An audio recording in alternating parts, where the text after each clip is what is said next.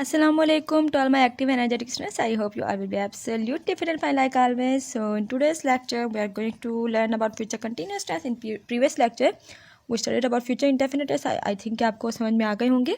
आज हम लोग future continuous tense discuss करने जा रहे हैं. Okay, let's first of all see the definition of future continuous tense like always. Okay ji, if we talk about the future continuous tense, तो future continuous tense हमारे पास इस तरह का action show करते हैं. It show the action that will be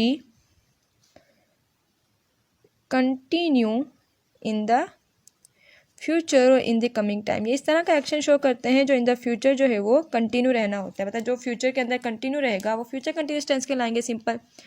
okay, so if we talk about the formation, the formula of the future for continuous tense, so it will be first of all, like always, we use the subject here. In the previous lecture I told you about the helping verb of the future tenses. Do you remember? Yeah, the helping verb is will and shall.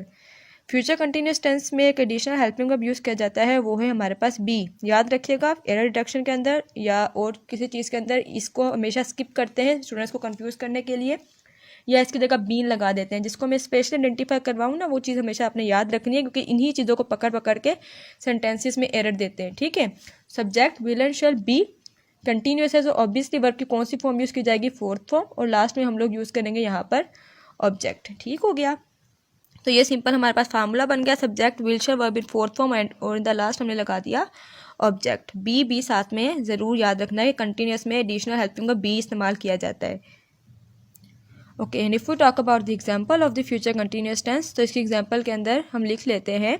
जैसे previous lecture में मैंने आपको बता दिया था कि सबके साथ हम विल यूज़ करते हैं एक्सेप्ट जी, आई और we. Okay, she will come here. ठीक है. ये हमारे पास सिंपल कौन सा टेंस है? फ्यूचर इंडेफिनिट टेंस, जो हमने प्रीवियस लेक्चर के अंदर पढ़ा था. ठीक है.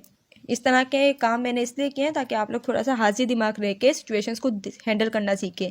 May be in the coming test में इस तरह के क्वेश्चंस भी दे सकती हूँ कि आप लोगों को आइडेंटिफाई करना पड़े कि किस टाइप का टेंस है. ठीक है. So she will come here, ये हमारे पास सिंपल हो गया future indefinite tense. Okay, if we talk about the future continuous tense, अगर हम फ्यूचर कंटिन्यूस टेंस की एग्जांपल की बात करें, so they will be assigning the work, यानी वो वर्क जो है वो असाइन कर रहे होंगे. देखिए मैंने बी लगाया है, आप लोगों को भी बी लाजमी लगाना है. ओके जी. इसके नेगेटिव बनाते वक्त आप लोगों ने एक चीज़ का ख्याल रखना है, क्योंकि इसमें दो हेल्पिंग वर्ब हैं, तो आपको पहले हेल्पिंग वर्ब के बाद ही नोट लगाना है. सो यहाँ पर हो जाएगा they will not be assigning the work. ठीक है. अब जब आप इसका इंटेरोगेटिव बनाएंगे तो भी आपको एक चीज़ का ख्याल रखना है कि विल जो है वो आपको पहले लेकर आ जाए. सो ये हो जाएगा will they be assigning the work, and in the last we use question mark here. अगर हम इसके इंट्रोनेगेटिव की बात करेंगे, सो ये हो जाएगा विल दे नॉट बी. याद रखिएगा, जब भी कोई एरर आएगा या कभी सेंटेंस के अंदर एमसीक्यूज आ सकते हैं या ऐसा कुछ भी होगा, तो वहाँ पे किस चीज़ में मिस्टेक देंगे? विल दे बी नोट करके. ठीक है. या विल दे असाइनिंग बी, मतलब बी की पोजीशन आगे पीछे कर सकते हैं, मतलब बी के अलावा किसी भी हेल्पिंग वर्ब की पोजीशन आगे पीछे कर सकते हैं.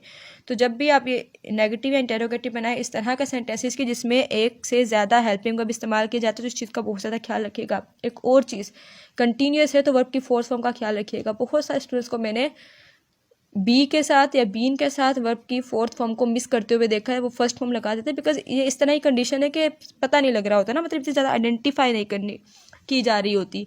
ठीक है. तो इस तरह की जो छोटी छोटी चीज़ें हैं उसको दिमाग में रखा करें, ताकि आप लोग सही तरीके से हर जगह पर ग्रामर को कर सके. ठीक है. और इसके साथ साथ इसके पंक्चुएशन का भी ख्याल रखना है. Okay, your homework is that you have to make the future continuous tenses like always, और इसके साथ साथ आपको इसकी प्रैक्टिस भी करनी है. ठीक है. I will try to share a worksheet, मैं एक वर्कशीट भी आप लोगों के साथ ट्राई करूँगी, शेयर कर दूँ फ्यूचर टेंसेस कंप्लीट होने के बाद या इसी के दौरान, ताकि आप उसकी प्रैक्टिस भी साथ साथ जारी रखें. बट लेकिन अब आप लोग प्रैक्टिस इस तरीके से क्या करें ताकि आप लोग जो है वो एरर को आइडेंटिफाई कर सके, बिकॉज हमारे टेंसेज एंड होने वाले हैं, तो ये चीज़ बहुत ज़्यादा ज़रूरी होती है। Instead of that, if you need my help any type of query, if you have any type of question, you may ask any time, आप जहाँ भी चाहे, आपका जब दिल करे आप पूछ सकते हैं। I am available there for you. इंशाल्लाह आपकी वो जो इशू हैं वो क्लियर कर दिए जाएंगे। Okay, meet you in the next lecture. अपना बहुत सारा ख्याल रखिएगा। अल्लाह हाफिज़।